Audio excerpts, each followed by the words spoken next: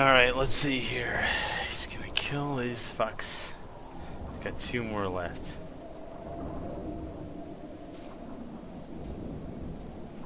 He's looting all the wrecks. Salvage doesn't seem to be happening. Okay, 1 left. 1 left.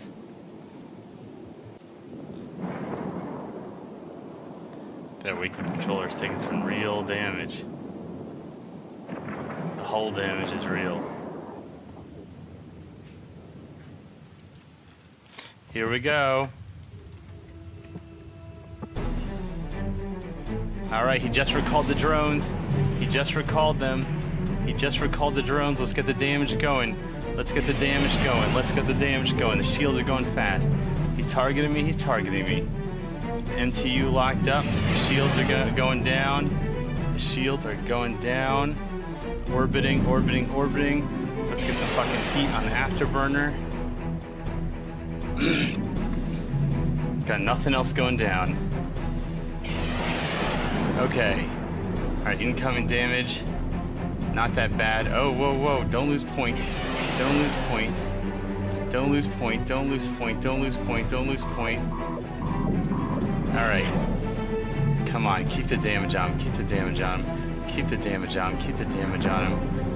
Oh, God. Please tell me I'm not going to lose this guy. Oh, God. Oh, God. Please bust him in first. Please bust him in first. Please, please, please. Please, baby, please. Please, I've been good all year. Oh, yes, he's in hull. Come on, Drakey. Come on, Drakey. Drakey Malfoy, you're not allowed to practice magic anymore. The Ministry of Magic says no. The Ministry of Magic says no. The Ministry Torpedo! Oh. Oh, shit. No, no, no. Yes! Yes! That's a success. That's a success. All right. Woo! All right. Good job, Chance.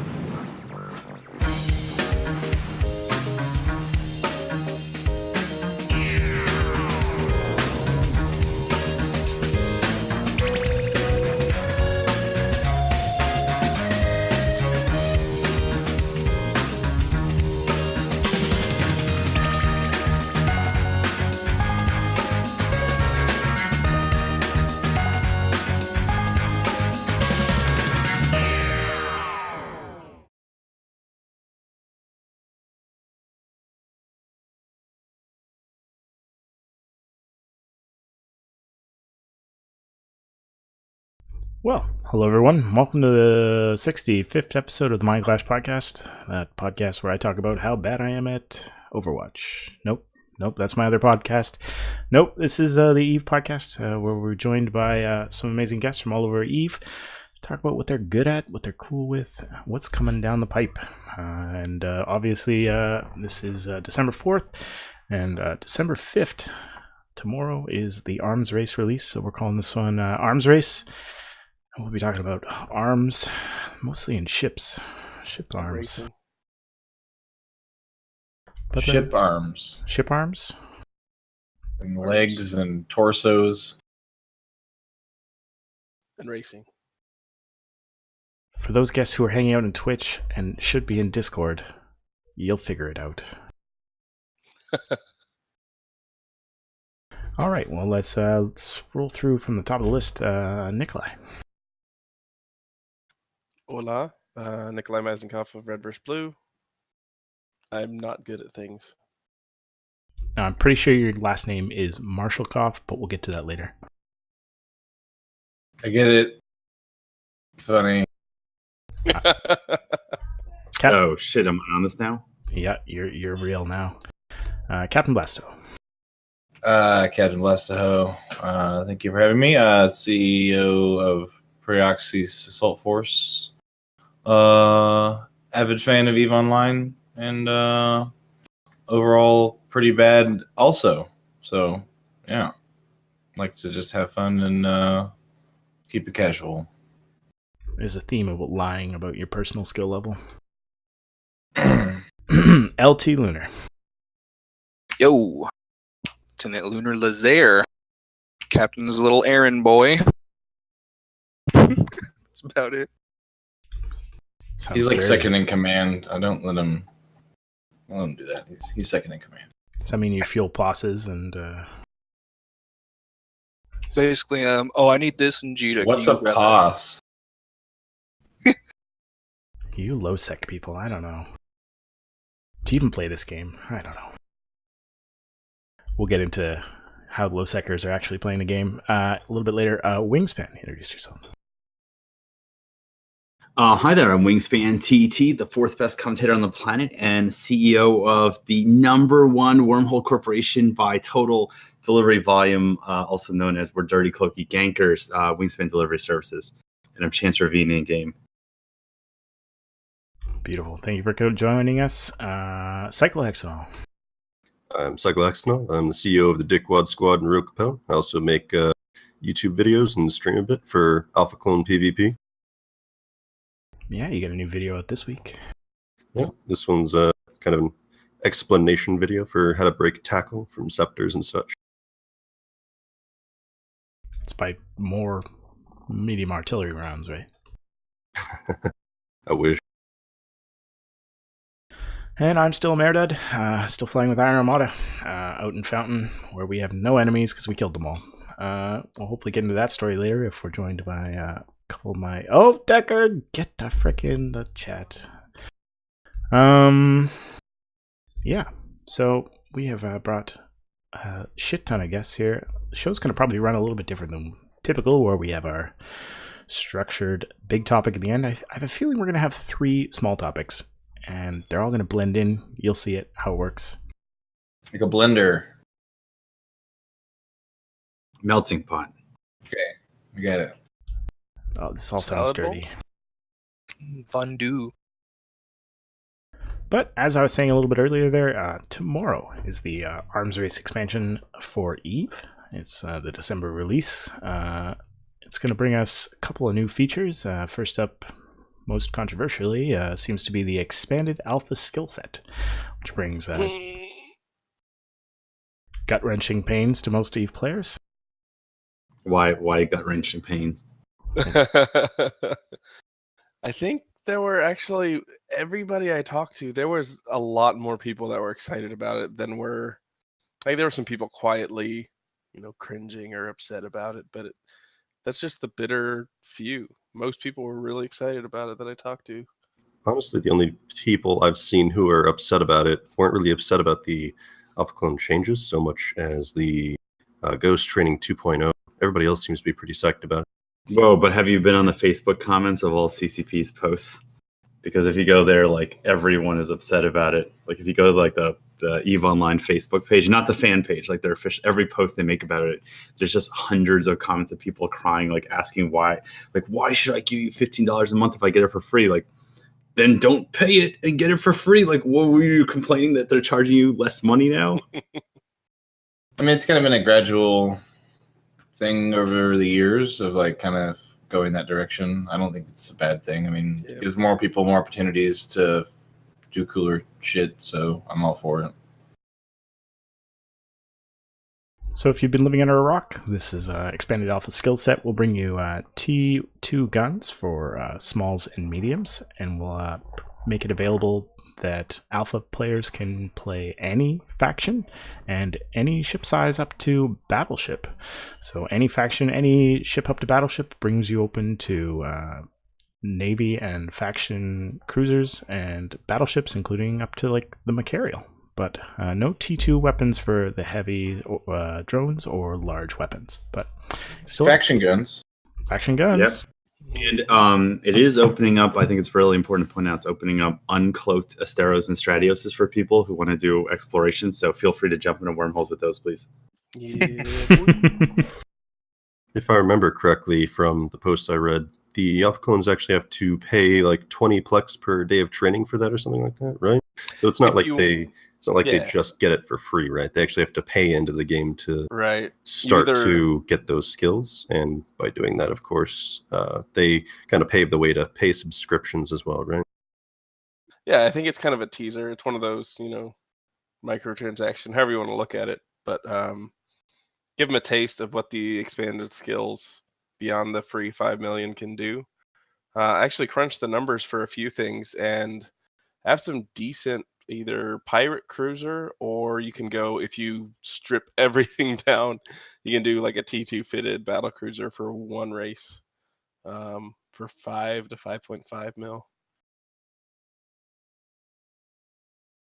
Yeah, I mean, seems. I welcome the change, honestly. Yeah. Yeah, a lot of people who came back, I guess, and there's like new players, but there's also people who come back who are lapsed or whatever, and they get back and they're like, oh, well, what do I do when I can only fly cruisers, or I only have like these crappy skills and can't use half my guns? And now, hopefully there's just a smaller percentage of people who feel that way. We have a lot of those kind. They're like, oh, I had like 60 mil, but now I have 5. Yeah. But the good thing is, if you were willing to do it once, you could just do the Plex or the injector farming, and keep your 60 million SP. You just don't get any more.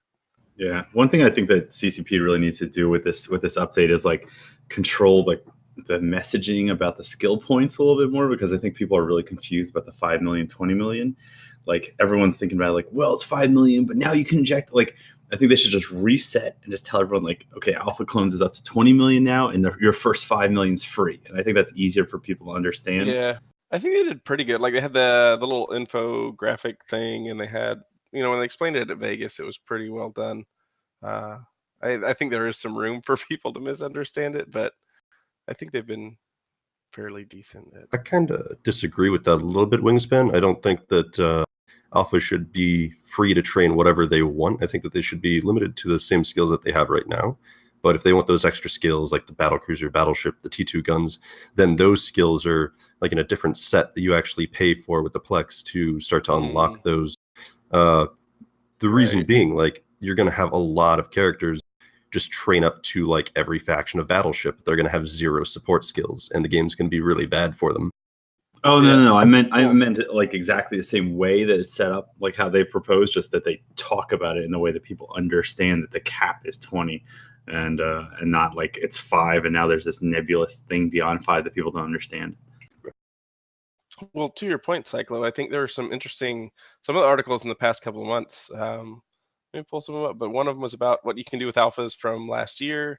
Another one is just a year in review about alphas and what they do. I think, honestly, I see that more from the newer Omegas with injectors than I did with alphas, as far as new players not knowing what they're doing and jumping into something without support skills or without the ability to fly it well. You see people still doing it like they're either not filling all their slots in the fitting, or they're just fitting it horribly, or they're just not getting good at what they can do. They're just trying to jump, too far ahead of their own piloting skills. I've seen a lot of that. I do agree. I think on that point, I mean, I've noticed like the culture of a lot of, I'm not throwing anybody under the bus here, but a lot of streamers seem to propagate this kind of wrong attitude, I would say, to kind of advocate to their fan base, their viewer base, about how the game is played and stuff. And I think a lot of people fall victim to like what you're just talking about because of that as well. So I think like, if you're a leader in the community, if you're somebody that a lot of people view or look up to, like, you should really try your best to dish out, the proper attitude, so that people think, you know what I mean? Are you saying Well, that no, what are you saying that the information they're presenting is incorrect as streamers? Well, I think, correct me if I'm wrong, but it's kind of you should do it this way, like a monkey see, monkey do kind of thing. It's like, oh, these guys are PvPing like this, and like this is not how you PvP. It's like, well, there's not there is no this or that. Like, it's not, there is no anything. Like, it's, people act like there's a certain way, certain. Yeah, didn't you read the laws of Bushido before you started the game? Of course, but what I'm saying is, when you have a lot of new players, right? You have like a lot of new guys, and they catch on to a streamer, and the streamer's, maybe he's a great guy or whatever, but maybe he doesn't know what he's talking about. But all these people who are new think he's God, and they're like, oh, well, this, I'll just do all this, and like it's actually really bad information. they don't understand all the things that are behind it, and so they're thinking the way that the streamer does it is easy, or they can just jump right into doing those. And you things can't be that like, hey, particular way. that's wrong, because they're like, no, it's not. Right. This guy said it was, and he's got like So- 500 viewers, dude. So We've had a streamer. Well, he does more YouTube stuff, but Radirad, Asterad. I can find it and put it in chat in a second. But his philosophy, I really like it, and it's a lot of what we try in RVB is don't tell people how to do it, just teach them the lesson, and they'll figure out how to do it themselves. Like, try and figure out what they want to do, not tell them how to do it. Let them figure out the how, or teach them. Don't say, here is the fitting. This is the way you do. A Dramiel, or this is the way you do a Paladin, or this is the way you do whatever. You help them get there and learn themselves and figure out their own way to do it. Because if you just throw them, like, that's what I see is wrong with a lot of the big alliances, that people don't learn those basics on their own. And so if they're not hand-fed or spoon-fed everything that they do, they make, mistakes that are pretty obvious. Yeah.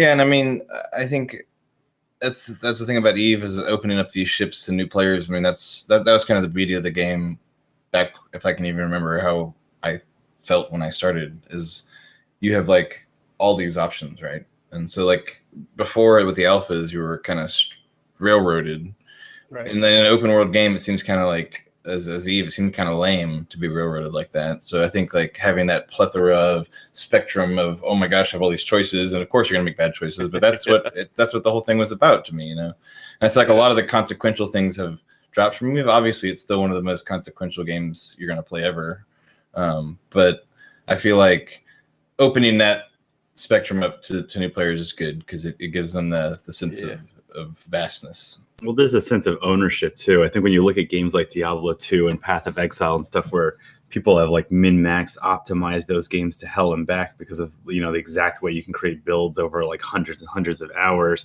or any game like that really. There's lots of people that play that way, but there's also lots of people who like jump in and make all the stupid mistakes and spend their skill points in the wrong places, and they just enjoy it because it feels like the character is theirs, and the choices they made are just like, well, that's why I wanted to put 12 more points in this holy bolt thing that does nothing. Like, I don't know, they thought it was cool, and when they succeed, it feels like it's because they earned it. When they failed, and they just chalk it up to the game, and they laugh it off. But I don't know. I guess I feel like there's different personalities too in terms of how people approach it.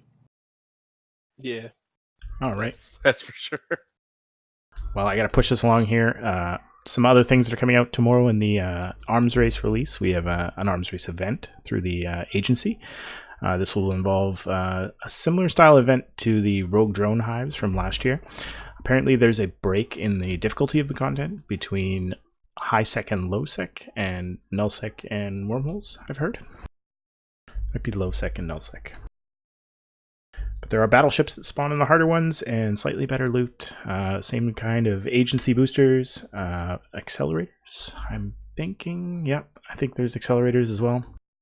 Here's a question. Can you just show up to people running them in high sec and steal the loot from them at the last second? Because that's the only thing that counts. Hells yes. Yep.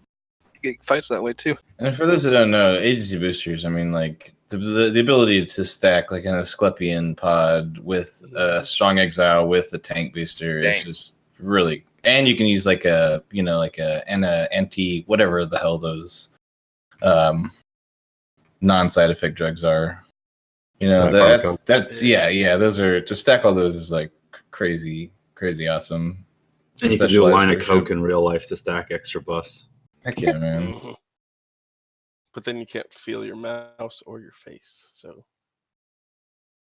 you gripping your mouse so hard that you're pushing all the buttons at once all the time. That's how you get your APM up. That's how I play Mortal Kombat. There's also a new monument coming out to commemorate the first iteration of Project Discovery. That was the genetics and cell analysis. How long before everybody shoots at it? Probably next week. There's going to be an update to the VFX for the warp disruption bubbles, so when multiple bubbles are stacked, it's not a glaring white light of death. Yeah, I saw that. That was pretty nice. They are tweaking and updating both the Resource Wars and the Pirate Forward Operating Bases, or the Pirate FOBs, that were released in the last patch. In the Pirate FOBs, they're changing how the rats are behaving a little bit, and in Resource Wars, they're adding a new role to logistics pilots who want to support their fleet instead of killing things or mining things, as well as balancing out some of the higher end content, especially the rewards. So they figured out how to get them rewards for PvE, but they can't get on kill mails. Yeah, they knew. Just think about that. Hey, whoa. It's not like that's been an issue for a while. I mean, this fob thing has been on the list for a long, long time.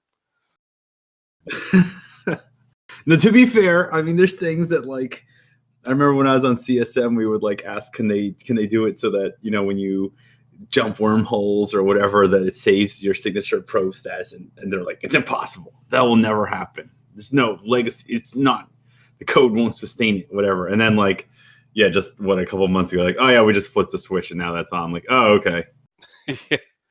And the minor tweak to rewards, when people have been like flaming about that since an hour after it freaking arrived. Wait, what rewards? Well, the big thing with the Resource Wars is it's kind of like other LP stores where you trade in part ISK and part LP to get some of the bigger rewards. And they were looking at it, and most of it's like T1 and Metafit ships with like a bind on pickup skin that you can't sell for anything. So you have like the hull is the only thing worth it. And so you're paying, people were saying, oh, you're paying like 100 million ISK for a 200 million ISK reward that you've spent. Like they were doing the math, and it was just not like you're getting beans. What if it? Oh, sorry. Go ahead.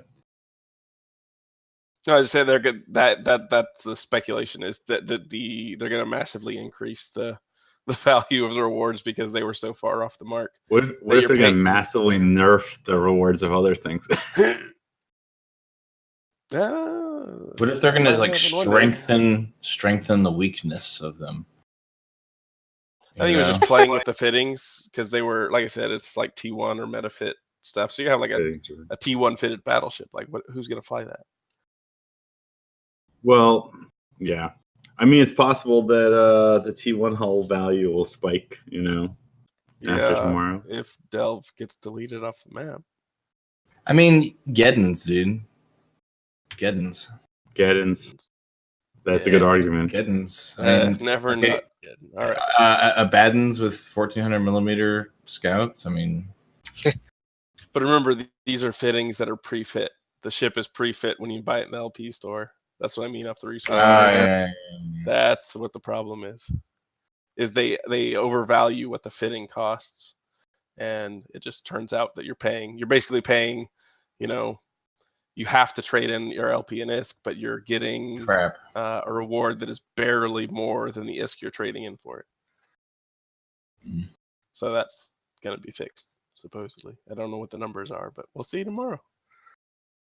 Speaking of nerfing the bonuses and buffing the weaknesses, there's been a jump drive change in the jump fuel adjustments, which was a back and forth between the players and the devs on the size of isotopes and then the size of fuel bays and then the cost of jumping. Those have all been tweaked, and those will release tomorrow. I know nothing of capitals. I just spam in my corp chat for someone to give me some data, so I can't comment. Bring me the things. I'd have to read what he said exactly, but I totally agree with what Dinkle said last week. He was on Open Comms, and he was on, I talked to him another time. They're trying to backdoor manipulate the use of one thing, and they're going to affect something completely different. It's kind of like the fighter changes where they wanted to reduce the income of super pilots, so they nerfed fighters. Like, what the hell? It's the same kind of thing here. They're trying to affect capital deployment, and what they're really going to affect more is industry, jump freighters, costs for your average person to do hauling. So what other effects it might have go out from there, but I don't think it's going to have the intended effect, and it's kind of lame. Well, they fired The Economist. What do you expect? Yeah. Do they? No, Quan's still there, right? That was No, a he's joke. not. I have no idea. Oh, well. And the last feature to come out with, hopefully, with a bunch of new alpha players joining from somewhere, they will be shown the new Empire selection screen, which is a new kind of cinematic choosing of your race that's less focused on how your pilot looks and what bloodline they're from, and more like what ship you're going to get to fly and what kind of weapon systems they use. Doesn't that feel wrong though, since they just unlocked like the ability to train other races' skills? Nah. Like Caldari is all about shields and missiles. By the way, now you can train. You don't have to train anything in Caldari ever. And we're not even going to make you do it. Well, you'll still Just be. like a Well, you still start out with the skills. Different. Caldari the skill screen is slate's just still a- different, but a ship sitting there with little radar dishes all over it. You'll still get pushed through the faction of your choices Yeah. starter missions. Yeah, that's a good Talking point. Master Race. New features, OP. Please nerf.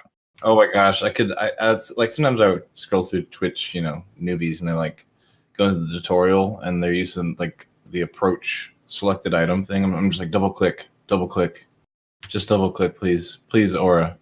Just tell them to double click. Double click. What? Just to move? To move. Yeah, dude, a guy flew with us for 2 months. And he's like, "Is there a way I can move without having to click like approach?" It's like, yeah, dude, you can double click. The problem is like people double click and then they don't know what the hell is going on, and then they're like 500 kilometers off, like just drifting into nowhere. I'm moving.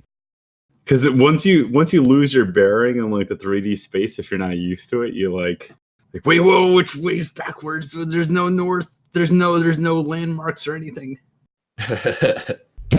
Where's Yeah. my mini map? What is up? My compass. FCM untethered. The enemies are killing me. All right. Well, before we get into battle reports and player news, let's let Deckard give his intro because he slipped in here in the middle. Oh god, you're gonna make me do an intro. Yeah. Who are you? I'm Deckard Dora. I'm CEO of the Sin and Win and executor of Wild Hunt Alliance. Beautiful. Oh, we live out in Fountain with Iron Armada. That's true. All right. Well, if you're following along on the notes, we're going to skip that fountain part till Turgid shows up, if he ever shows up. If you know anything about Turgid, never on time. So let's jump into our second topic here, which is a week of very expensive losses. So this week we had the first, second if you count Mini Love's ganking of a freighter. Not only was it staged, but it wasn't a loss. It was staged. A loss. It was dropped.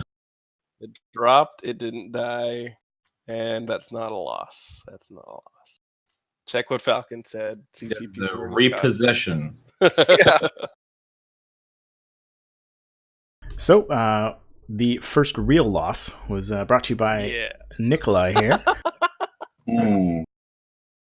On behalf of Captain Blastoho. And Lunar, were you on that one, Kill? No, he got the blow and the most damage in his rattlesnake. Yeah. So let's have story time, guys. How did this fight come about? Why were you running this beautiful ship? So Captain Blastoho was sitting there at the dinner table, just licking his chops, wondering what might happen, and up comes a marshal on a silver platter and fucking had me for dinner. Well, I mean, so I don't remember. Obviously at this time of night, I suffer from an illness I have to take medication for, right? So my recollection of events might be a little blurred. But I remember you saying something about bait the bait, or I said bait the bait, and then somebody's like, "Oh my gosh, a marshal," and like I didn't really think anything too much of it. Like I was like, "Oh, that's the new ship, right?" Like, "Oh, cool, let's fight it." I didn't know like when it never died. I didn't know any of that stuff. And you're like, "Bring me a good fight," and I was like, "All right, we're bringing everything we have," which was like. Like if 3 it was destroyers and a one battleship. battleship or one BC less, I think it would have been like perfect. I mean, or if I had, like +5 sec might have helped me, but whatever. or fitting for more than 5 minutes. But yeah. Yeah, and I mean, I had not even looked at really the Marshall's stats. Like, I didn't even know. I mean, I knew it was a plus 10 boosted ship, but I mean, the damage output was, was good, Shoot. man. So that's what did me in. Well, there were lots of things that did me in. Let's go ahead and get that out there. So we were at Vegas. We were just like, some people were talking trash, whatever, and somebody was like, "Hey, I'll buy your Marshall right now. I don't know how much they're going to be, but I'll give you at least like 20 bill for it." I was like, "No, man, I'm not going to sell some like priceless ship that I get given or whatever. Like, I'd rather lose it in a fire." So like, I'll be the first one. So I said it on stream. I was on there with Jay McLean and Dunk, and I was like, "I'll be the first one." To either it was on the CCP stream, so we were doing the player hosts between the player presentations, and so we were just doing like interviews and banter during the breaks. But I was like, "Hey, I'll be the first one to lose it, or I'll be the first one to get a kill with it." And I was like, "Crap, I didn't get the email till I found out at like 7:30 or 8 o'clock or something like that." I was like, "Crap, somebody's already gotten kills on it, I know." And they, a couple of them were like AWACSs or frigates or whatever. I was like, "Well, I guess I gotta lose it." So I'm like putting the kids to bed. I fit it for like 5 minutes. I come back. I'm like, "Okay, tweak a couple mods." I should have tweaked a couple more. So yeah, I made some fitting mistakes, but basically, I couldn't afford one of the EANMs as well. So I dropped it for another mag stab, and I was just like, "Oh man, this thing will do 1300. If I do heat and the agency damage booster," I was like, "I'll get like 1400 deeps out the thing." So my guys had just gotten back from Black Rise. I was like, "Hey, where's the fleet?" They're like, "Oh, we just parked." I'm like, "Okay, take it on the Marshall. See you, bye." They're like, "Wait, you should whelp it to us tomorrow." I was like, "Nope, gotta lose it right now." Jumped out there. I put a nanobot accelerator rig, and I didn't have enough EANMs. So basically, my resists were they should have been. My sec was bad, all that kind of stuff. But yeah, Blastaho sent one of his guys on me. It's like a slasher, comes in and just is just pointing me. I'm saving my MJD, but it didn't matter anyway. The rattlesnake comes in and starts brawling with me. So I'm like, "All right, let's punch him in the face." Have him into armor, and I realize he's baiting me, and he did it. He did it well. But then the BCs, there were I felt bad. There was a cyclone and the Brutix come closer once they realized. So I switched to the cyclone, but it was too late. I didn't have enough cap stability, especially with the accelerator rig instead of the nano pump, because it just makes your repper run faster. So yeah, I had no NOS. I had no second cap booster. So I just eventually was just drying up, and I probably could have killed the BCs if I had realized what I was doing faster. But the rattlesnake was just pinning me down. So I smart bombed off some drones, kept going, and just blew up. But it's seriously, like, I'm like staring at the screen because I actually had it on like full, like high setting. So I was like, that explosion is freaking gorgeous, because it like slowly the fire just starts coming up. And then I realized it's about to be the big explosion where it actually has, the big blue and red and all that kind of crap. I just saw the fire starting to explode. Then I realized I was in like a 3 billionest pod. I was like, "Oh, let's warp out of here." And then Blastaho like, "Hey man, go to station, go to station, go to station." I'm like, "Oh, okay." And he traded me his blinged Balgorn. I mean, yeah. So basically, I drove by, said, "Cash me outside," and he warped to a large and punched me in the face. Gave me a present.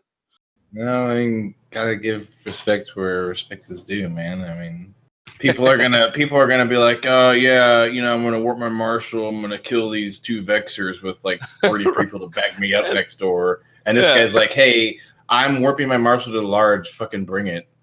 I was about to say, Kev's been on that same end of the stick, so.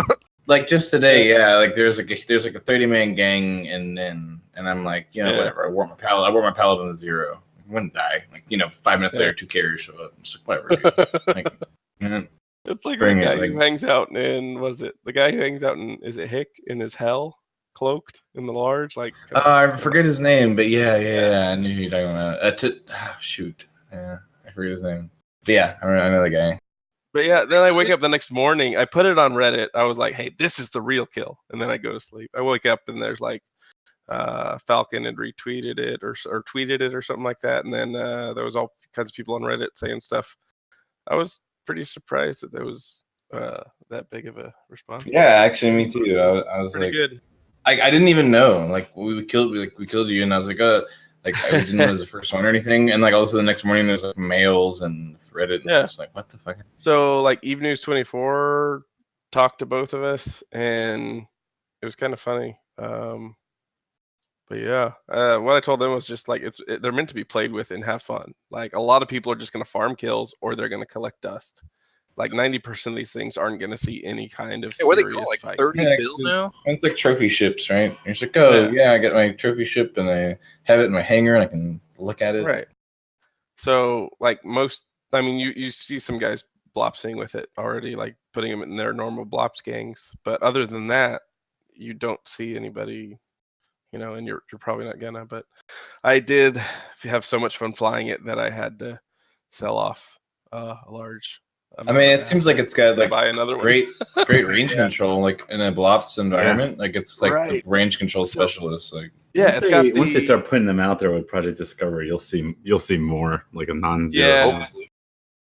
But still, it's the level you have to get. Like I know a couple of guys that are at a level where they'll be able to cash them in this year, like in the next month, once they set them in Project Discovery. But even that, you're talking a long time. So Did they say I what don't know if level? the price but is have gonna you seen budge in Eve time. Nerds? I just mean there will be more in game, yes, but I don't think the price is going to budge terribly. Well, Dunk is trying to spike the price in chat. He's offering a Titan for a Marshall. What? Well, look. Yeah, I'll do I was it. like, wait, what do I do? Where? What? He's offering Titan. He Where? wants Marshall. He's not. I don't see it. Marshall for Titan. Oh. I was thinking the other way around. Well. yeah, it's got a great slot layout though. I mean, I looked at it after Yeah. I saw yours. And then the Balgorn type webs made me think of Yeah. that for like the AT too. That some people with, especially if you have good sec, because basically I had no sec, but I had Asclepions. You can swap the two out. Like you'll get the same boost as a high grade set if you have perfect sec.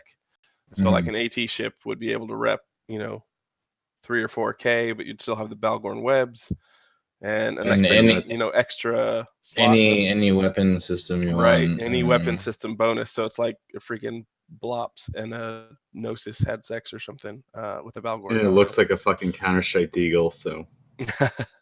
Yeah, I saw like really like a SWAT variant and other stuff. I wonder if they're gonna like make more variants of it in the future. That'd be cool.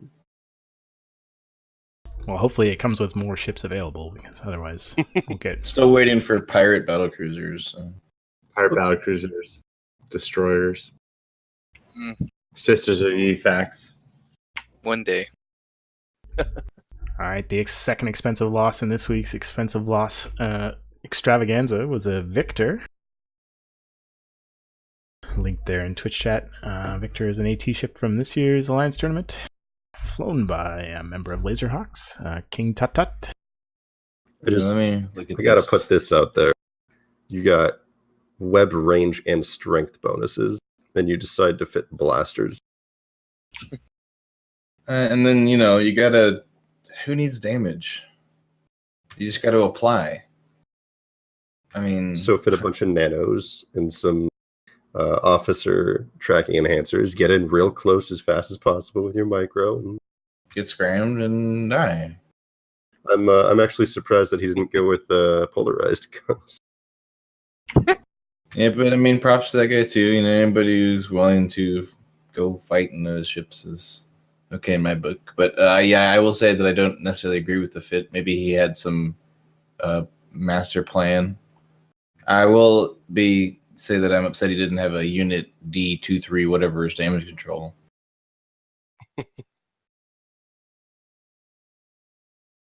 But yeah, that ship's kind of. I mean, it's kind of like a weird ship.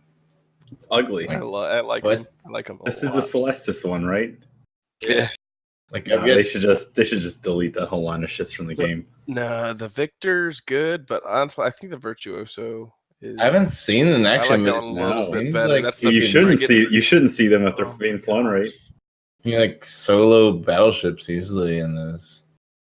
Oh yeah, the The stronger Virtuoso potential is makes this worth amazing. polarizing because that is basically it's the Nemesis and the Daredevil on top of each other I mean, I Anyone wouldn't. wants That to thing give is me one of great. those, I'll webs take it. with bonus webs.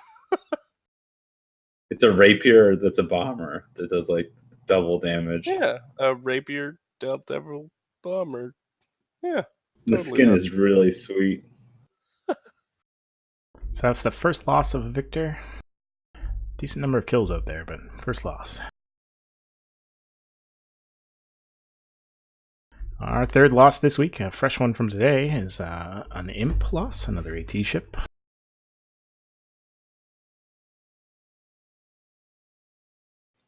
Definitely not the first imp to die. Rest Definitely in peace, not. Brainstorm. Brainstorm's decent pilot, I'm sure everyone would say. Looks like a pretty solid fit. Some good bling on there. Like somebody died. Like the Thrasher probably or something. But yeah, probably like I gate wanna say it camp, was I just- think. Yeah, it was just a gate camp, is what. Farger had time to lock him, so Well, if I remember correctly, I Well, was barely. But flying yeah. One with imp the got out. story was, I think he And was getting another one. pointed by a scepter, and Yeah, there's then a stiletto he on the wasn't kill, yeah. expecting the Hugin to be able to lock him as fast as the Hugin did after landing on grid. So I think he was actually trying to burn off, but after the Hugin locked him up and got him webbed, he just really couldn't go anywhere, and Yeah. Rapid Lights had their way. it's just like the immediate. It's like the immediate frown face. It's like Loki or Hugin. You're just like sad face. Yeah. Just like hovering my mouse over this total. It's $1,332. Ouch. And our last expensive loss of the week was a Silver Magnate. This one lost by Coral123 It seems overpriced. Like When were those distributed? as part of the It's gonna be Amar changed. Championship trials. It's not overpriced. If anything, it's underpriced. the other day when I saw it, I thought It was at 500 bill. it- Yeah, was it- Squiz was it- changed it. Yeah, it I was at think 500. the standard for those ones is 500. I think they sell for like 160, don't they? And then the gold one was like people would pay like a trill for it or something. I wonder what the story with this one is. Like a high grade crystal firetail or something, or Oh, Fred, he flies with a lot of high grade sets. If you look at his kill board, yeah, I'm guessing high grade crystal or something.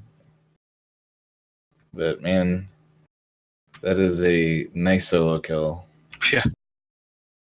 Yeah, premium.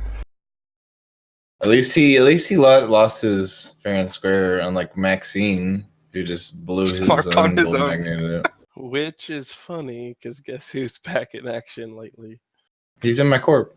Yeah. It's pretty funny. Yeah, the first day I saw him back and I was like, "You coming?" He's like, "I don't know yet." He'll Week be later, I here. see some smart bomb kills. So He'll be here until he loses another carrier and rages again for a month. Just kidding, Max. I love you if you're listening. All right. On a tangential player news, there is some players from the Eve Valkyrie community who are starting up a charity event called the Eve Valkyrie Cup. They're looking at a choice of dates in December. They're going to raise some money. All right, here's the only question that matters. Is Chester involved in this? I'm not sure. Mm. This is like a What's- This is like a tournament thing. what's the level of feathering? Yeah, is this a tournament where individual pilot skill will be quantifiably ranked against other people to demonstrate superiority? That's all that. Yeah. That's if you can answer that question, you can answer my first question. yes. Did you guys know that Chester was in Wingspan, right? I knew that. As a For 1 month. Chester's been around the block. Okay. Yeah. So It's apparently, okay. I honestly usually just wave at you guys and warp off. Apparently, the format is 3v3s. You don't have to have a team of 3, but you can bring a team of 3. Wait, is the charity money to keep to raise money to keep Valkyrie at CCP? It might be. I'm missing. Wow. I'm missing what the charity's actually for. Is it like pre-built ships, or do you like get to fit your own ships and stuff? Well, it's Valkyrie. Yeah. So you, I think it's the standard kind of, you pick your junk. Yeah. Teams of 5. That's cool. It could be cool. Yep. They haven't released the update yet that allows you to do custom matches though, right? Because I would think that's what they're. I think that's what they're waiting on. Is they're finding out if they're in. They're setting up a custom match. Custom matches, and I think there's like so spectator mode they're adding. So that the teams of 5 will be able to be actually like bracketed into the tournament. Oh, cool. Yeah, So it's however many teams they have, they'll do 5v5s until they run up to the finale. Yeah, so if you're a Valkyrie pilot and you want to join in that tournament, there's a Google spreadsheet doc which you can list your availability, and you can probably list the team you want to join. I see a lot of streamer personalities on there, so check it out. And then there were 2 keep stars brought online. One brought online, one tried to brought down. I don't have details. Repaired. One is the Space Popes, is that it? So the one that went up is 6th Empire. Max Singularity, his group there, have a new Keepstar brought to you by Mercenary Coalition, who I heard donated it or defended it. Right. So no, when because MC was one of the partners in the NETC, where they're talking about setting up Fortizar and Keepstar chain basically throughout LoSec around the entire map. So where you can basically have free passage for supers and titans. They basically wanted to create like a trade hub and highway system throughout EVE. So this was one of MCs that was in Basic Arin, which is one of the big, it's like the place to sell supers in the south. The other is akin to the Mela or Onin in the north. Same kind of deal. But they gave it to 6th Empire. Well, it's pretty cool. And they're kind of like a, just kind of like a humanist group, right? They're not really kind of our peers in the high sec. sec. Some decrees and helps some people and gives out hugs stuff. Space How many total Keepstars have been anchored by now? Oh God, Lots. I'd have to A lot. 40, 50, 60. Probably in the 60s. All right. I think there's 13 in just Imperium. 14. Yeah, there's like 13 in Imperium. There's probably there's not quite that many, but there's several in PanFam. There's the LoSec ones. Yeah, we're easily talking like 40 or 50 at least. A Slice Procurer anchored one today. Their second one. Oh yeah, I saw that picture. Wow. And there's the one that's even in wormholes.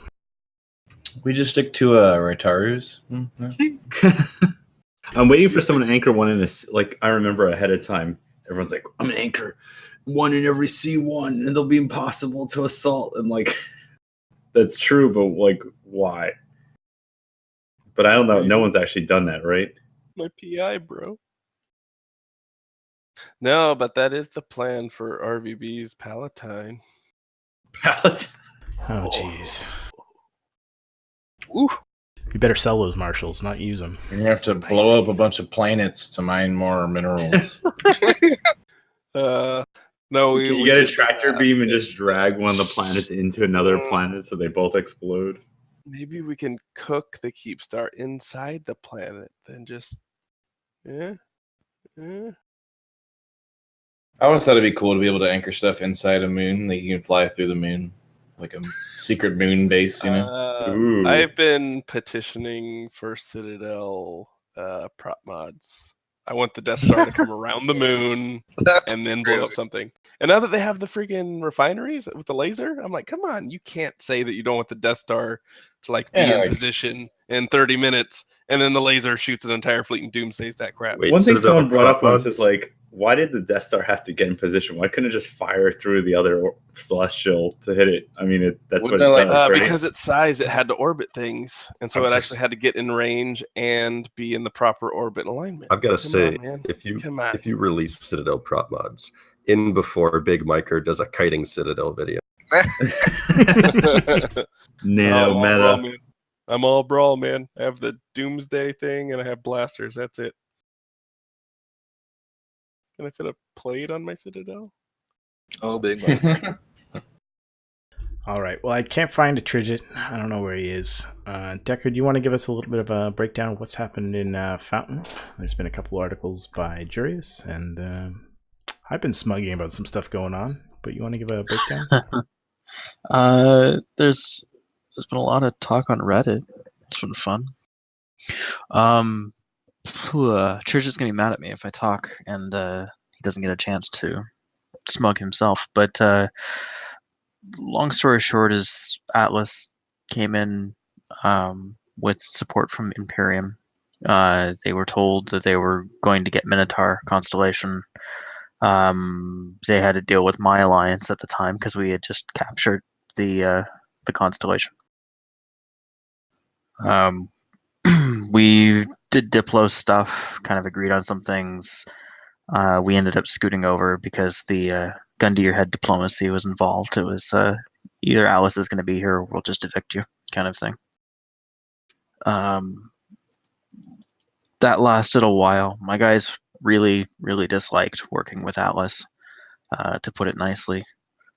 And eventually I said I was going to leave.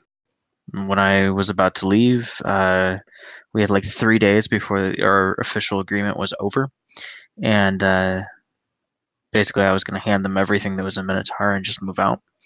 And they had 3 days to wait. And one of their junior FCs decided to okay AWOXing one of my guys. So I canceled all of it and declared war. So that seems like a good idea. How did that progress for them? Badly, because within a week they were evicted from their space. Drop the gavel.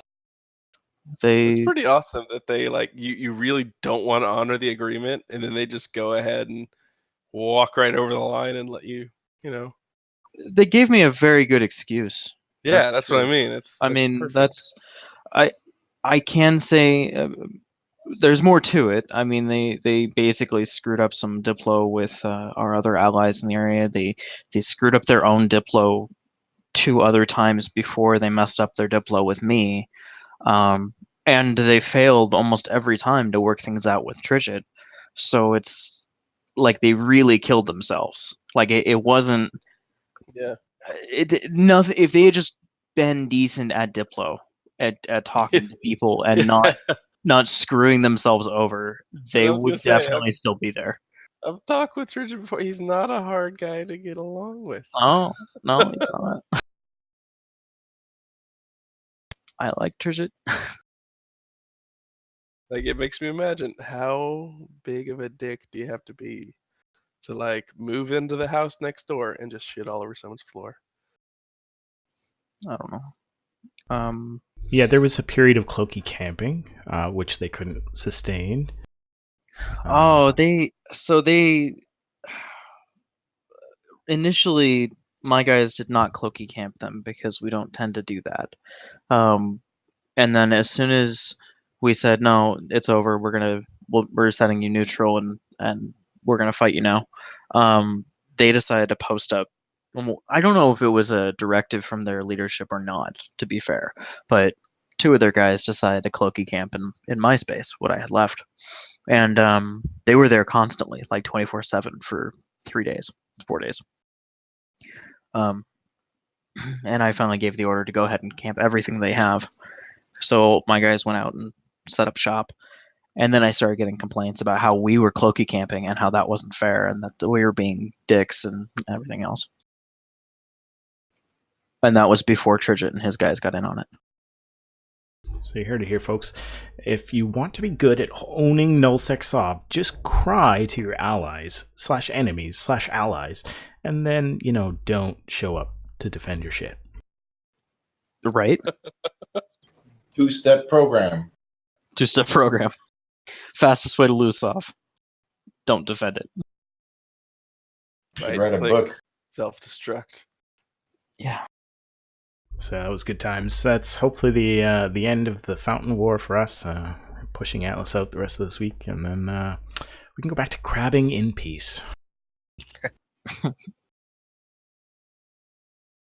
All right, so let's jump into our pseudo topic of the week. I got two amazing outside of the game content producers here. Semi inside the game. So I want to explore a little bit what they do, what they build, and what they bring to the community. And we'll start with Wingspan. So Hey, you want me to say something? Well, I was gonna boast about you first. Oh, go ahead. And fuck up all the details.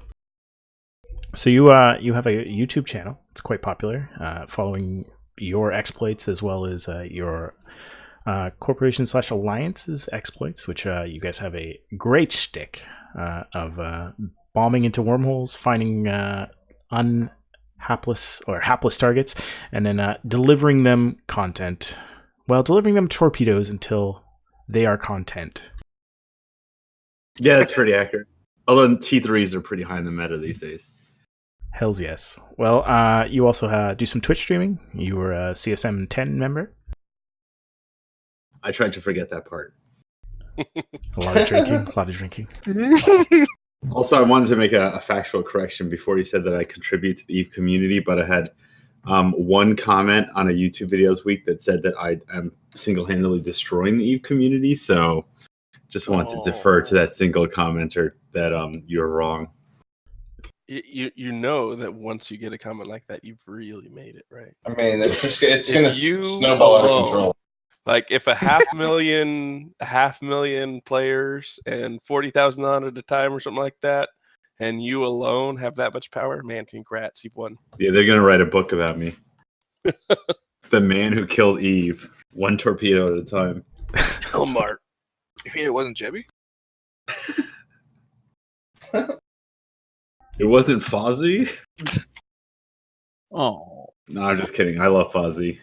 Hey, I'm always so hurt with how much hate he gets on, like, especially like being an ex-CSM member and stuff. Like, I always thought Fozzie overall did a great job, and it pains me to see people like rip into him. I will say, Chance, I love how you guys kind of like RP in a sense. Well, like through you guys' mails and like your combos and stuff. Like I think that's really cool. Well, that's how I first heard about you guys. Was I saw the delivery form. I was like, "How would you like your torpedoes?" I was like, "Man, I'm really having trouble hauling my fits. Maybe they could haul my Oh wait, We'll haul them. Yeah, back to your clone base. Well, because I think I was in Bomber's Bar. I was in a Bomber's Bar fleet, and I saw some Wingspan guys, and that was those are most of my interactions with you guys, except for the occasional wave.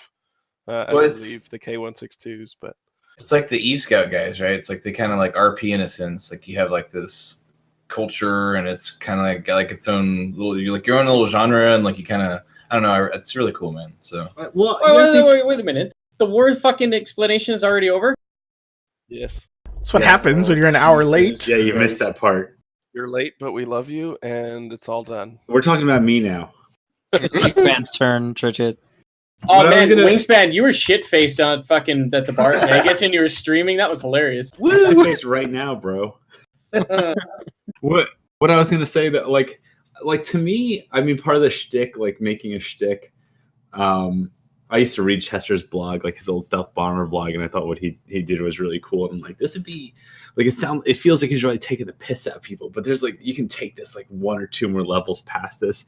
And, there's a lot of like corps that kind of do like Code does that and other groups and stuff. But I always feel like if people who are looking to start corps in EVE, like if they just came up with a stupid shtick, like they could probably get like 10 times more people to join their corp. Like I see people like asking for advice in like all these different forums or whatever. I like starting a corp, like just make a corp that's just called like Infinite fucking Destroyers, and everyone who joins the corp is only allowed to fly destroyers. It doesn't matter Tech 1, Tech 2, Tech 3. That's all you fucking do. You mine in destroyers, you PvP in destroyers. Like people will join that. Like it'll be fun, you know, like.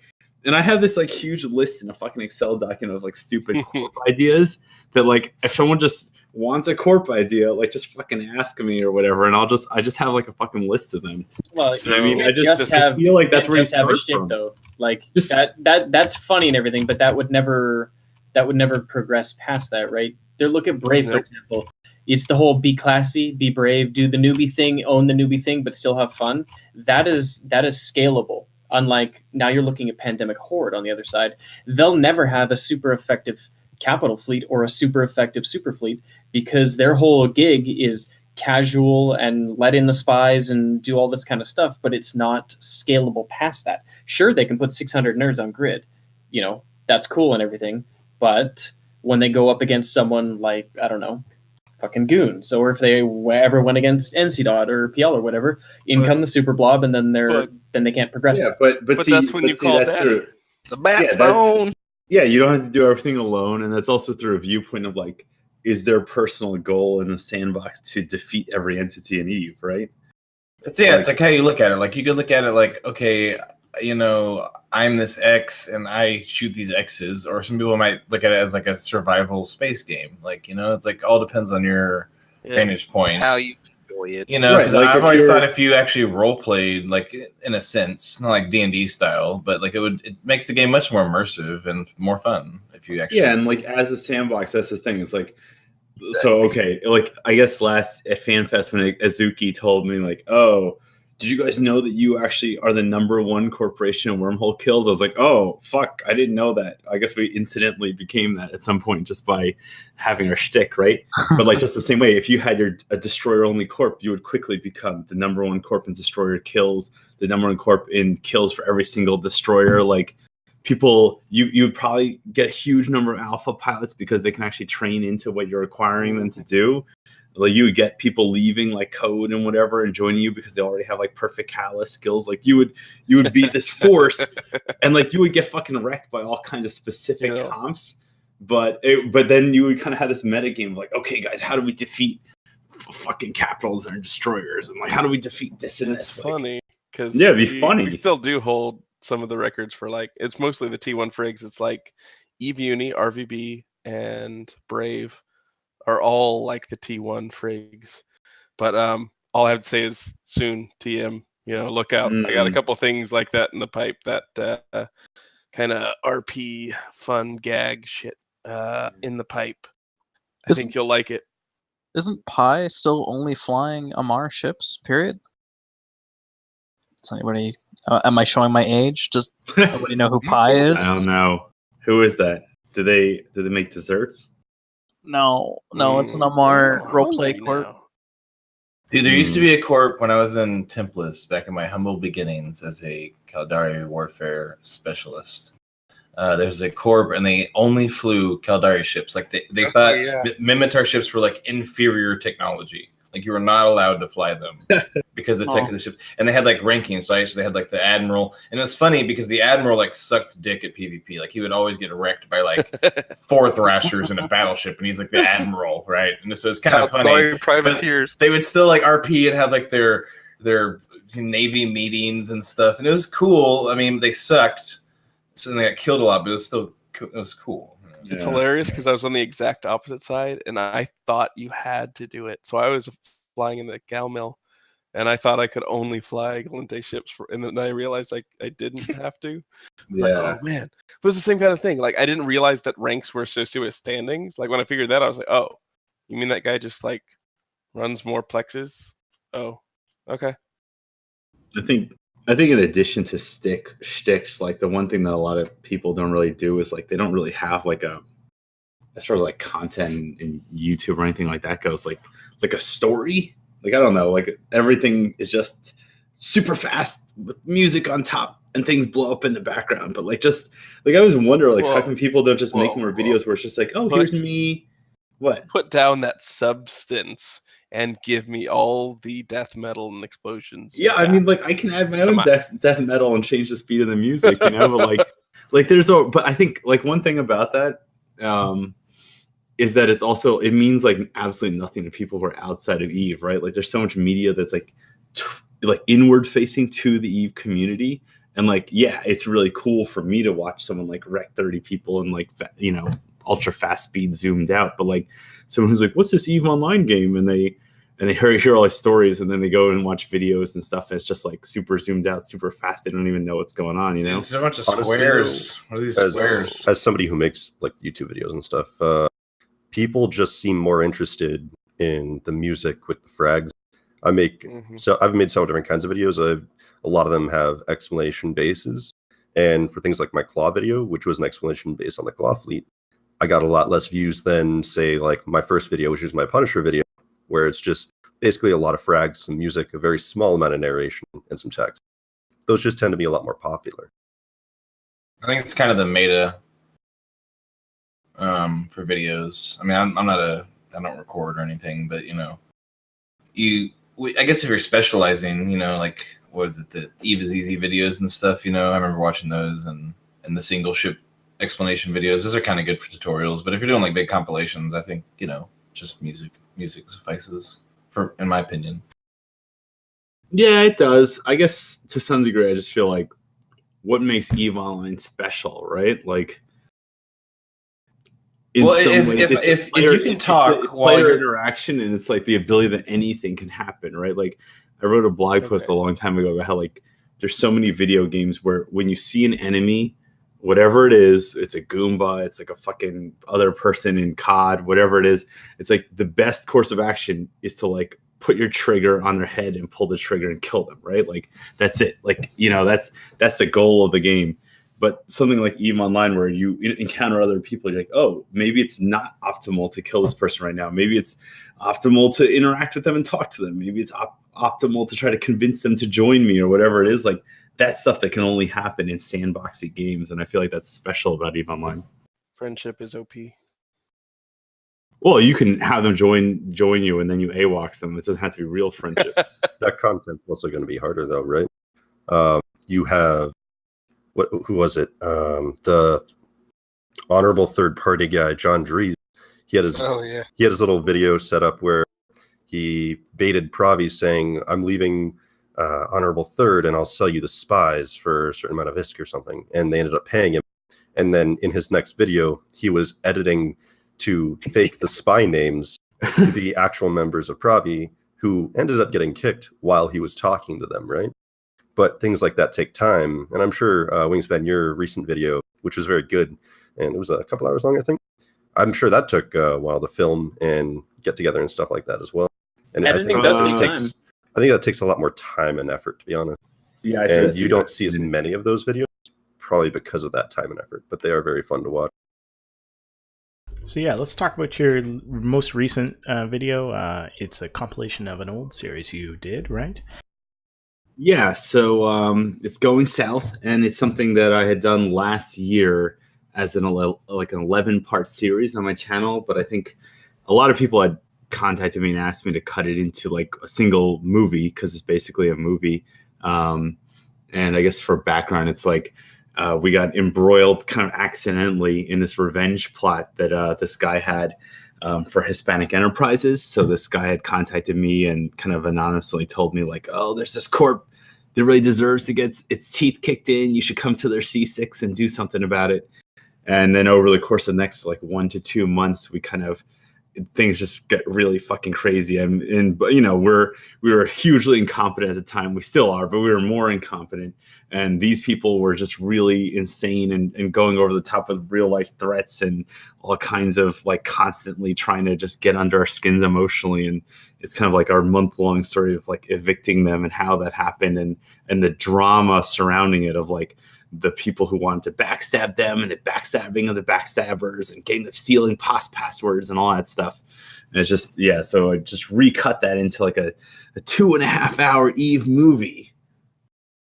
And I think as I mean, no homo, but like you can listen to some people and enjoy the content better than you can listen to other people. And I think you deliver, like, your presentation is delivered well, and that helps a lot, obviously. Like, you can sit there and watch your PvP and talk and not be like, please shut up and play music, you know? Yeah, I remember Thank that, you. that Hispanic one. That was the first one I saw. That was great. I liked it. It's There's some really people sitting there crazy. talking like, okay, now I'm turning on my web now because he's close to me. Well, no shit. You're turning on your web because he's close to you. Now I'm scramming him. Okay, thank you, Professor. Like, you know, like, I don't know. It's just like, That's Professor Wingspan to you, Captain Blessed. not you. Professor- I'm just saying, like, some videos out there. Professor Like, Ravine. I'm turning on my guns to do damage to him because it requires damage to kill things. Okay, thank you, streamer. I mean, that level of like facepalm moment just kind of adds like a really nice quality to the video, in my opinion. Though. To your wingspan videos, you mean? Yeah, the first kill in the Going South video involves you tackling the target, getting DPS on it, And then Loki by mistake. which obviously drops the target, and then you have to re-burn back in to get tackle again. Yeah, but you know what's so funny is like, I mean, and here's the thing: like, people are always like, "Oh, you're so bad at Eve, like you're really bad." And you know, obviously, I'm particularly bad at certain things, but like, what's so funny is, as bad as I am, like, so many people are so much worse that it doesn't matter. Mhm. Like, people are like, "Oh, you know, your video where you like 8v1 this like whole corporate people, like Yep. they're so bad. You know, you're so bad. You made 100 mistakes." I'm like, I made 100 mistakes, but they made 800 mistakes. Like that's. That's one of the things about flying kind of recklessly or flying with risk, that like you shouldn't bet that the guy is going to be the best soloist and that their corp is going to be the most organized and ready to come in and just massacre you. You bet that they're kind of mediocre and probably stupid, and that they're going to make some mistakes, and you get like, that's where you get the better fights. It's not where you're overestimating them and I don't know. I think the more you risk and the more you realize, like you said, people aren't that good. Even if you're not that good, neither are they. Even, yeah, and what's weird well, like, talking about Going South too, it's like, I don't know, people are always like, when are you gonna make another Going South? I'm like, well, here's the thing you have to understand, like, yes, there's me, like my video editing and my storytelling and my corporation, whatever, but there's so many factors in that we're 100% like cosmically aligned in terms of like who these people were and their skill sets and their personalities and how it overlaps with all the other groups involved, my group and all the other, the other upholders and Static Noise and all them. Like, it's like this fucking crazy confluence, like a solar eclipse, and there's not even a solar eclipse, like fucking worse, crazier than that. Like, fucking all 9 planets lined up shooting a laser beam to the next star system. But yeah, it's I don't know. I think I hope a lot of people, and with people like email me and stuff and tell me that they got into bombers, they started doing PvP because of my videos. And yeah, I know, like, sometimes people like make fun of like my shitty Stratios fits or whatever, but like I just hope that people out there are trying new play styles because of what I'm doing. And I always wish that people would start these like gimmick corps for other play styles, even if it's like 420 miners and all you do is smoke weed and mine, and that's the whole thing. Like, you're not allowed I'm pretty to sure that actually exists. No, but I mean, like, straight up, like, just sell it that way. But you know what I'm saying? Like, things like that, like, there needs to be more of that. Like, I don't know, even people who are like, how do I like grow my YouTube channel? Like, play EVE Online and come up with a weird meme and just like push it hard. We got the Stream Team Alliance. Oh yeah, it's like making up like a mock, like a cockpit behind you with like plywood and like LEDs, and wear like a space helmet while you're streaming. Yeah. And like when you get into a hole, you can push a button and all the lights start flashing and like steam's blowing. If you're getting shy, you should shake it. Like that. I thought everybody did that. I got my dry ice ready. Oh man. Our battle stations. It'd be so easy to camp 420 Mining Alliance because they'd assume the ops would be at 420. They have a required mining op every day at 4:20 Eve time. See, look, this is building itself. Look, if you just start with the stupid premise, you just build the corp from the inside out. What was The problem is, Oh, go ahead. No, go. you're- Only if you have a cloak on your ship, it has to be a smoke screen. Come on, guys. What was You're the old making me wanna- movies? The Eve movies that the guy made. He's like Clear Gary's Skies? mod. Yeah, you should do something like that, man. You know what I mean? That was Like a lot. Of an internal. That's a lot, You know. but that's like machinima, man. That's Yeah, a well, you're the dude, man. Dude, I don't have You're the animation dude. skills. Dude, You're the dude what, guy. hire someone. All right, Go I'll on to hire Fiverr. them with my Plex. and give him one of your invoices after you're done. I'm actually looking for employment if you have spare risks. So There you go. Look at that. What skills do you? What are you selling yourself out for? Same machine man. Same machine man. What are your credentials, sir? They're What listed are at torpedodelivery.com/careers of what we're looking for. I know how to Lose lock marshals. targets. yeah, I can lose whatever you give me, man. Yeah. I don't know if it was by the way, I don't know if it was like who was saying before about like if your corporation has a shtick that you get like capped out of your scaling. Like who was that? That was Tridget. Tridget. Okay. So I think that's like a good point, and it's actually something that like I've actually thought about a lot. Like that's like I guess maybe a year ago we were like 150 people or something, and now we're like at 550. But it's definitely like a scale to it, and there's also like a scale of what we do. And like I spent a lot of time thinking about like, okay, what could we do? Like, because I don't know if you guys know this, but like we used to have in our lines, we used to have like a trainer feeder corp, and basically that was a fucking disaster that caused like a civil war that like led to like a massive corp theft, and our alliance got disbanded. Yeah, but so I'm always thinking like, well, I always feel like if there's something that Wingspan was going to do, because we are capped that way. There's like a limit to what you can do with just having people in stealth ships in wormhole space. Like, what would make sense? Like, and especially there's a lot of people who are like alpha pilots and they want to get involved in what we do, but there's no way they can get involved because they can't have a cloak, they can't fly T2 ships. And I think it's really interesting to think about that complementary, like what could fill that gap? Like what is the gap, and like how those organizations interact. Well, isn't the natural evolution now to just buy a bunch of Rorquals and build Keepstars? I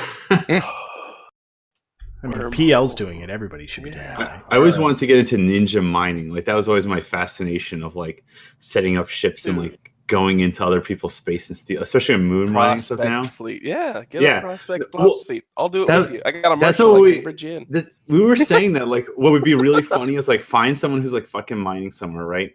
Like bridge in, like light the covert Sino, like bridge in like 50 prospects, like jam them, like lock them down, but don't even fire at them. Just wipe their belt clean and just like Yeah, say warp thank out, you in local, and bridge then out. just bridge out. Gotta scram and shit so they don't go anywhere. PM me after this. So they have to watch you. I have an opportunity quickly arising. We had a guy on the show once whose whole stick was finding structures that were unanchoring and just camping them and then stealing them out from under their arms. Yes, that person's like my hero. Was that the Eve News? I'm not 24 gonna they lie. interviewed that person? It's what the Thieves Guild. Yeah, The Thieves Guild. I'm not gonna lie. I'm pretty sure he grabbed one from me. He's got like a female character as CEO, right? Like she's basically like the Carmen Sandiego of Online. Yeah, he posts on the Facebook group all the time too. So That's it's like, hilarious. it's Like pretty I good. really would love to It's get pretty involved funny. with that shit. He's like, thanks for the donation.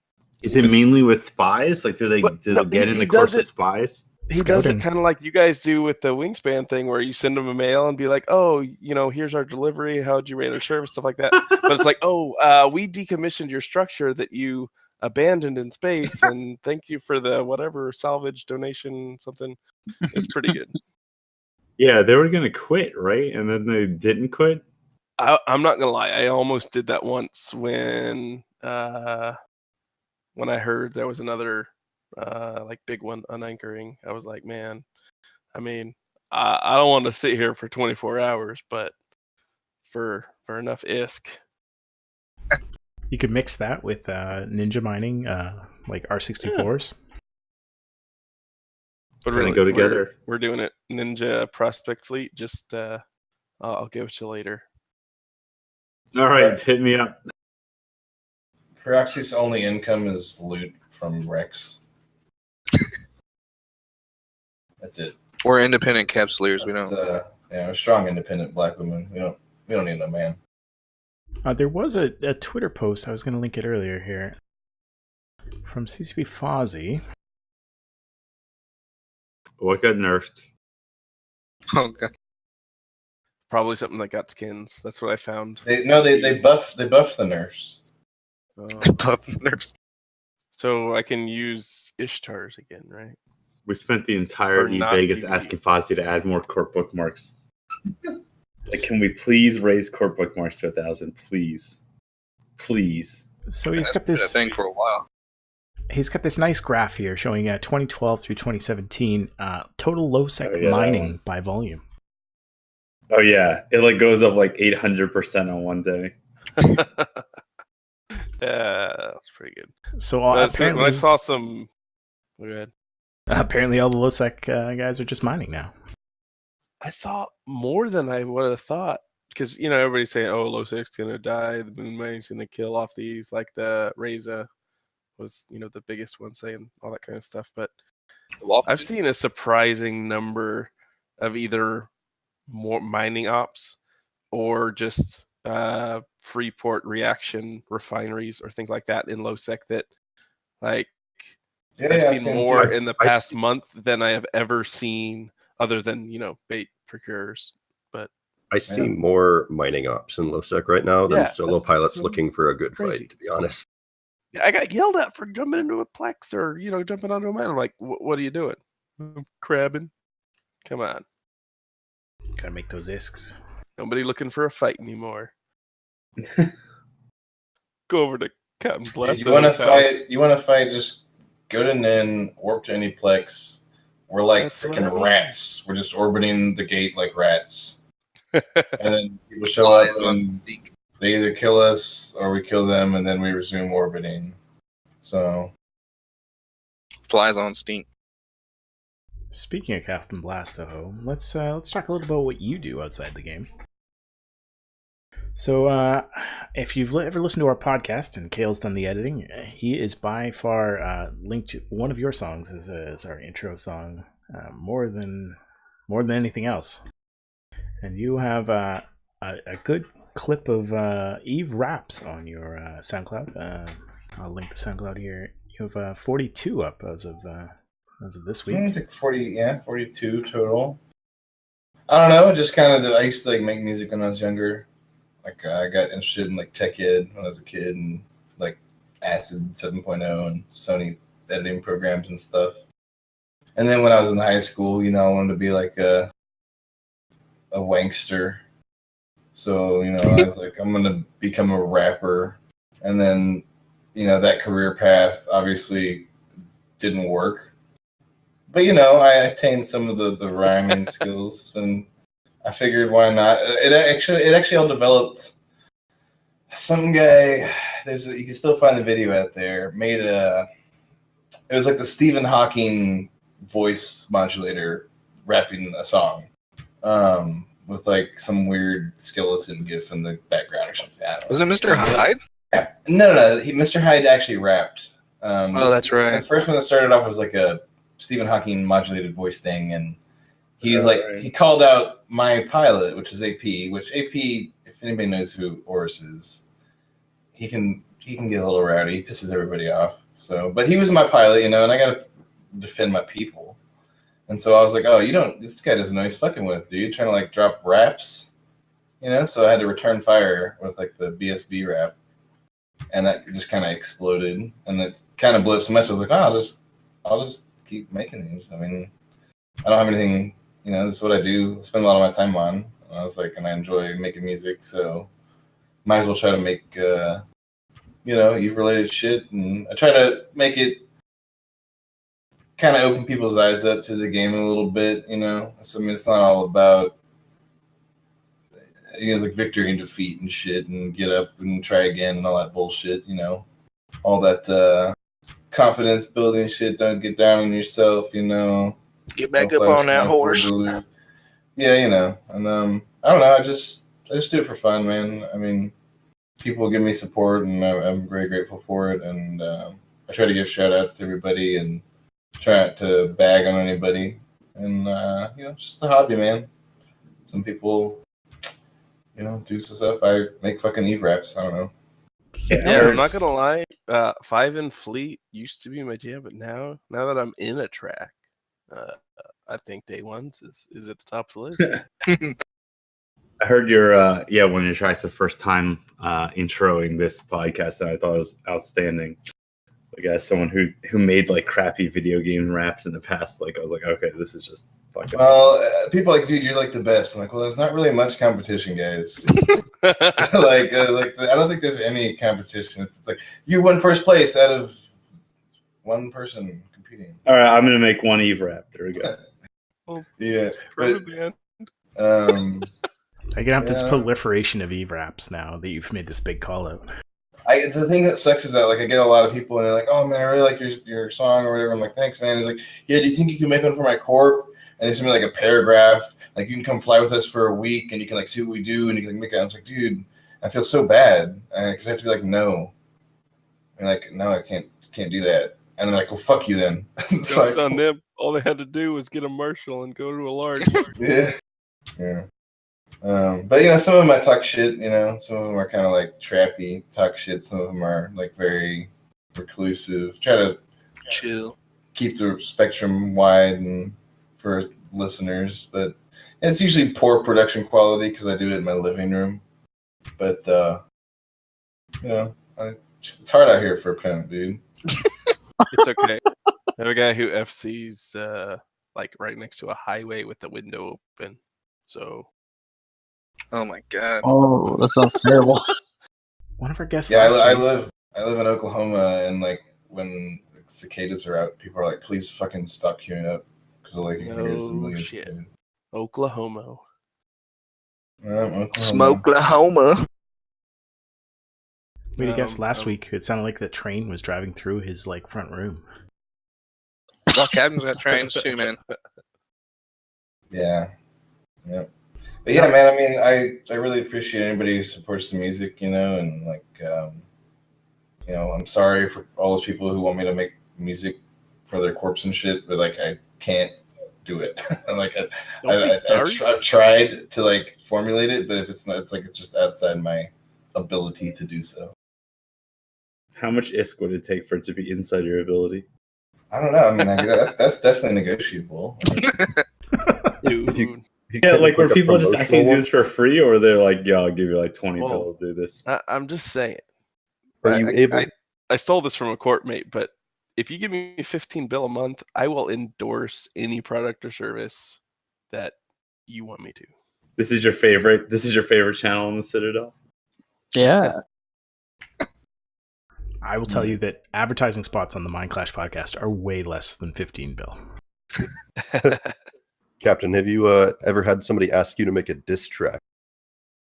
A diss track, actually. I mean, the VSV is kind of a diss track, but as far as like actually something I make specific one for someone, no. And I've never really had the inclination. I don't really have feuds like a lot of people do.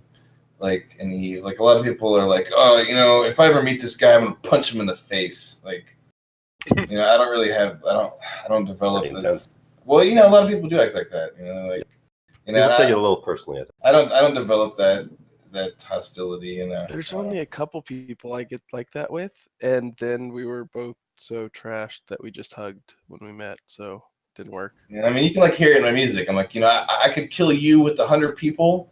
Or you could kill me with 100 griffins, and I will be equally as happy, dude. Like, you know, like, it's not like, you know what I mean. It can be both either way, and like it's just having fun. Steve.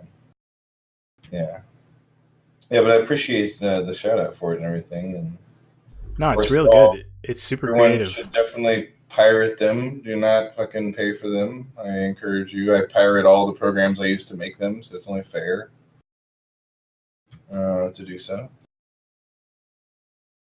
Yeah, I used to write like little parody stuff for old things I did, and yeah, it was a lot of work, like to get a good parody down. But you must like pull these like off the cuff with just decent rhymes, right?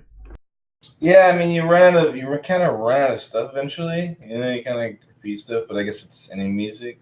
Yeah, try to keep it fresh and get new ideas. If you notice, I never make a fucking chorus because it's just like a 60 bars, no chorus. I do notice that, yeah. Yeah. A lot of people are like, wow, your voice sounds deep. It's like, yeah, it's like pitch shift -2 in a lot of songs because I got that southern. Used to listen to a lot of like Texas stuff growing up and stuff. But, yeah, man. I mean, I enjoy it, and other people seem to enjoy it, so I'll keep doing it until, I guess I get bored of it. But I don't see that happening anytime soon. So. It's the calling card of Eve outside of game content. Just gonna keep making it. People are gonna keep liking it. That's fine. People are gonna stop liking it. I'll still keep making it as long as I'm happy.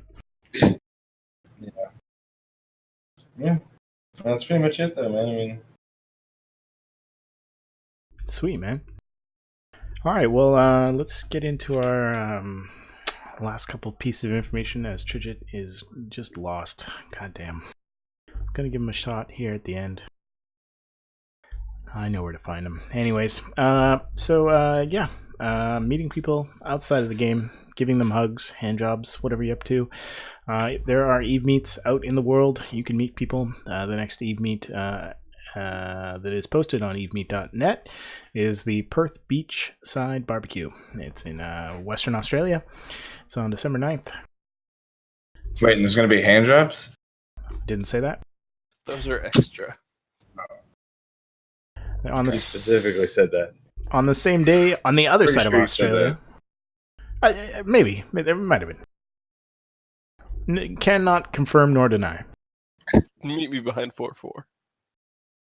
On the other side of Australia, there's a Brisbane Eve Meet on December 9th as well. That's in Queensland. And then the monthly meetups for... I don't know if Toronto's doing theirs, but the Vancouver monthly meetup will still be going on. That's Vancouver, Canada, not that superior American version. December 19th. It's a Tuesday, the regular spot. And then Eve Glasgow is going down on December 28th in Glasgow. It's after Christmas. Should have the time off. Check all those and all other ones at eve.meet. Or evemeet.net, sorry. And if you want to start your own meetup, I know Kale's talking about making up one for Texas for around the Christmas time area. You can post your own meetup there and meet other Eve nerds in your area. Hell yeah. Get out there, meet some people. Yeah. Life's too short, man. Indeed. All right, and I'd like to thank all of the people who followed tonight. If you'd like to support the show, an easy way to do so is to subscribe to it on Twitch. It's pretty easy to do, but not necessary. We'll still be here. All right, let's get into some shoutouts. Let's hype whatever you guys want to hype. Shout out whoever you want to shout out, or say fuck you, Merdad. Fuck you, Merdad. Let's start at the bottom. Wingspan. No. Oh, geez, I'm wholly unprepared for this. Regale us. Fuck. I want to shout out to Rain for normally like leading off the stream before I go on stream on Mondays. So she's doing an awesome stream with like legitimate low sec PvP. So check her out, and thank you for seeding the stream to me without any problems. I guess usually it goes off without a hitch. It's great. Works great. Beautiful.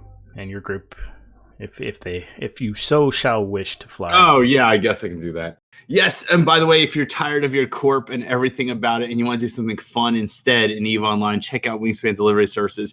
Our website is at torpedodelivery.com. torpedodelivery.com, and you can follow me everywhere at WingspanTT. Definitely check out that Going South video. I heard they've got really big packages. Huge. Torpedo sized. Warhead Spectre 5. Mm. LT Lunar. Yo, shout out to everybody listening, and all the homies.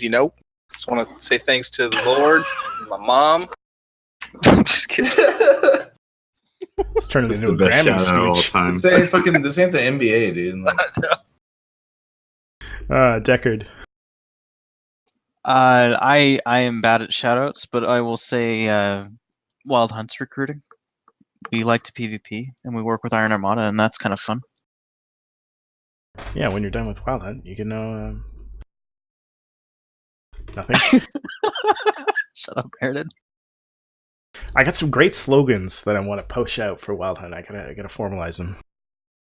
I liked them when we were going over those. They're pretty good. Yeah, good times. Captain.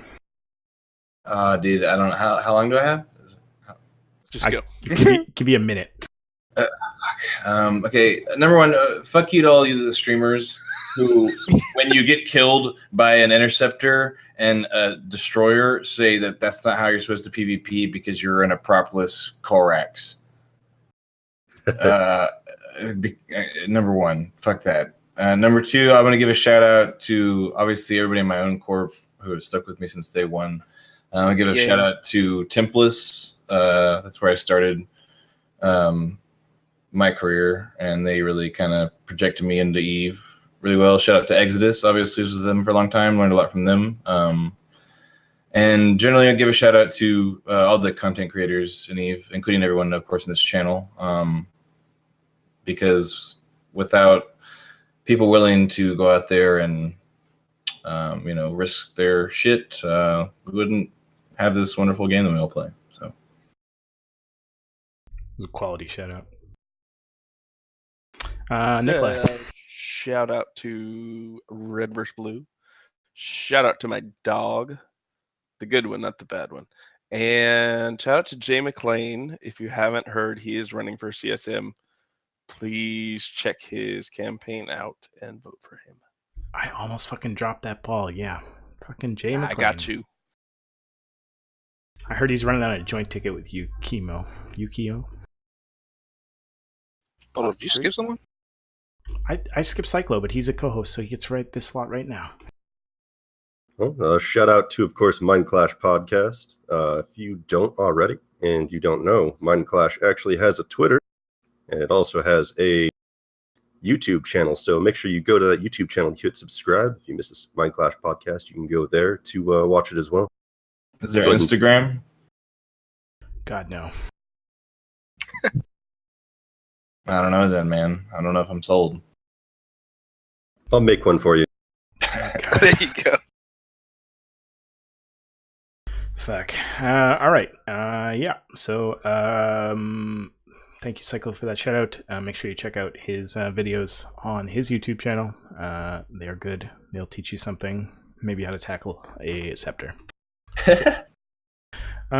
Yeah. So, if you are listening to this show live and you don't realize it or you missed something, you can catch us in post in lots of places. If you like to watch the video and catch the unedited kind of version of the show, you can catch us on YouTube. If you want to listen to the nice edited down, condensed, listen to it in your ears while you drive to work podcast, you can check us out on evepodcast.com. You can check us out on the Crossing Zebras RSS feed as well, or you can check our personal mindclash.live. Well, it's Mindclash Live RSS feed. You can pick that up on most podcatchers. There's a couple we're not on, but if you find it on iTunes or any other service that rates, can you please give us a outstanding rating based on how terrible we are? Yeah. You can definitely follow me on Twitter. I'm at Meredith_Eve. You can shit at me there, but best you can find me in our Discord. You can join our Discord wherever you can find the show. You can click there, join our Discord. You can hang out with us during the week, and you can shit it up with us. You can toss shade at your enemies. You can link those awesome kill mails you get. You can request to be on the show. Lots of mails. Yeah. Same difference. And you can just hang out with our cool little community here. It's good times. Not many pings. Pings I get beaten for. All right. Well, I'd like to thank everyone for watching live. Thank you all for listening in post. We'll catch you next week. We have, I think I'm going to do a show on the current capital meta. So if you're liking the current capital meta, if you're hating the current capital meta, I want to hear from you. I want to talk to you, and we could share some fits, share some lost mails, share some fight histories. We could talk about where it's going, where it's been, and why artillery nags will become a thing again. Oh yeah. So that's next week on My Clash Podcast. Thank you all. We'll catch you next week. Thanks for hosting, Thank man. you. Thanks, bud. Bye. Cheers.